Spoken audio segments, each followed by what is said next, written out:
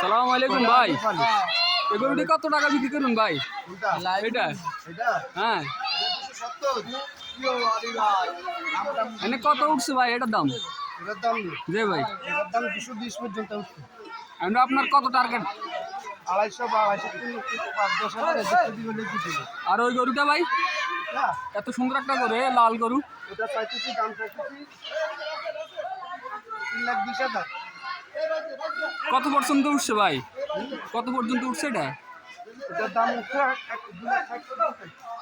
2,60,000 পর্যন্ত উঠছে। আপনি এনে কত টাকা হলে এটা বিক্রি করবেন? 70-75 ইনশাআল্লাহ আলহামদুলিল্লাহ, মা গরুটা অনেক সুন্দর।